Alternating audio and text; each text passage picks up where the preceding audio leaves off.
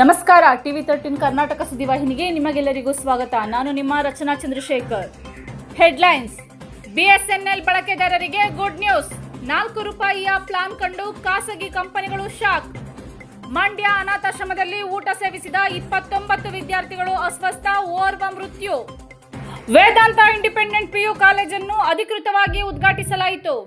ಸರ್ಕಾರಿ ಸ್ವಾಮ್ಯದ ಬಿಎಸ್ಎನ್ಎಲ್ ತನ್ನ ಬಳಕೆದಾರರಿಗೆ ಕಡಿಮೆ ಬೆಲೆಯಲ್ಲಿ ದೀರ್ಘಾವಧಿಯ ಪ್ರೀಪೇಡ್ ಪ್ಲಾನ್ ಹೊರತಂದಿದೆ. ಈ ಹೊಸ ಪ್ಲಾನ್ 6 ತಿಂಗಳ ವ್ಯಾಲಿಡಿಟಿಯನ್ನು ಹೊಂದಿದ್ದು ಡೇಟಾ ಮತ್ತು ಅನ್ಲಿಮಿಟೆಡ್ ಕಾಲಿಂಗ್ ಸೌಲಭ್ಯ ಗ್ರಾಹಕರಿಗೆ ಸಿಗಲಿದೆ.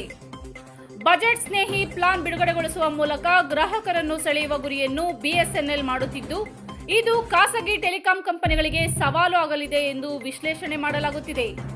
ಪದೇ ಪದೇ ರೀಚಾರ್ಜ್ ಮಾಡುವ ಕಿರಿಕಿರಿಯಿಂದ ತಪ್ಪಿಸಿಕೊಳ್ಳಲು ಗ್ರಾಹಕರು ಈ ಪ್ಲಾನ್ ಆಕ್ಟಿವೇಟ್ ಮಾಡಿಕೊಳ್ಳಬಹುದಾಗಿದೆ.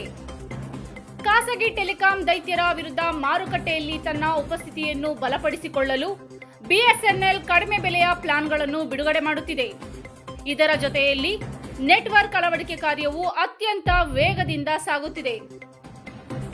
ಮಂಡ್ಯದ ಅನಾಥಾಶ್ರಮವೊಂದರಲ್ಲಿ ಊಟ ಸೇವಿಸಿದ 29 ವಿದ್ಯಾರ್ಥಿಗಳು ಅಸ್ವಸ್ಥಗೊಂಡು ಓರ್ವ ವಿದ್ಯಾರ್ಥಿ ಮೃತಪಟ್ಟಿರುವ ಘಟನೆ ಜಿಲ್ಲೆಯ ಮಳವಳ್ಳಿ ತಾಲೂಕಿನ ಟಿ ಕಾಗೇಪುರ ಗ್ರಾಮದಲ್ಲಿ ನಡೆದಿದೆ. 6ನೇ ತರಗತಿಯ ವಿದ್ಯಾರ್ಥಿ ಕೆರ್ಲಾಂಗ್ 13 ವರ್ಷ ಮೃತಪಟ್ಟಿದ್ದು 29 ಮಕ್ಕಳು ಅಸ್ವಸ್ಥರಾಗಿದೆ ಎನ್ನಲಾಗಿದೆ. ಘಟನೆಯ ಸಂಬಂಧ ಇದೀಗ ಮಳವಳ್ಳಿ ಗ್ರಾಮಾಂತರ ಪೊಲೀಸ್ ಠಾಣೆಯಲ್ಲಿ ಪ್ರಕರಣ ದಾಖಲಾಗಿದ್ದು ಪೊಲೀಸರು ತನಿಖೆ ನಡೆಸುತ್ತಿದ್ದಾರೆ. ಹಾಸನದ ವಿವೇಕನಗರ 60 ಅಡಿ ರಸ್ತೆಯಲ್ಲಿ ವೇದಾಂತ್ ಇಂಡಿಪೆಂಡೆಂಟ್ ಪಿಯು ಕಾಲೇಜನ್ನು ಅಧಿಕೃತವಾಗಿ ಉದ್ಘಾಟಿಸಲಾಯಿತು. ಕಾಲೇಜಿನ ವಿಶೇಷತೆ ಏನೆಂದರೆ ಪ್ರಖ್ಯಾತ ನುರಿತ ಪ್ರಾಧ್ಯಾಪಕರು, ವಿಶಾಲವಾದ ಕೊಠಡಿ, ಪ್ರಯೋಗಾಲಯ, ಅಚ್ಚುಕಟ್ಟಾದ ಆಸನ ವ್ಯವಸ್ಥೆ, ಇನ್ನು ವಿಶೇಷಗಳನ್ನು ಅಳವಡಿಸಿಕೊಂಡು ಕಾಲೇಜನ್ನು ಪ್ರಾರಂಭಿಸಲಾಯಿತು. ಈ ಶುಭ ಸಂದರ್ಭದಲ್ಲಿ ಕಾಲೇಜು ಯಶಸ್ಸಿನ ನಡೆಗೆ ಸಾಗಲಿ ಎಂದು ಹಾಸನದ ಪೋಷಕರು ಇದರ ಸದುಪಯೋಗವನ್ನು ಪಡೆದುಕೊಳ್ಳಬೇಕು ಎಂದು ಈ ಸಂದರ್ಭದಲ್ಲಿ ಕೋರಲಾಯಿತು. ಈ ಶುಭ ಸಂದರ್ಭದಲ್ಲಿ ಉದ್ಘಾಟನೆಗೊಂಡ ಸಮಾರಂಭದಲ್ಲಿ ಹಲವಾರು ಪೋಷಕರು, ಹಲವು ವಿದ್ಯಾರ್ಥಿಗಳು ಭಾಗವಹಿಸಿ ಕಾಲೇಜಿನ ಯಶಸ್ಸಿಗೆ ಶುಭ ಹಾರೈಸಿದರು.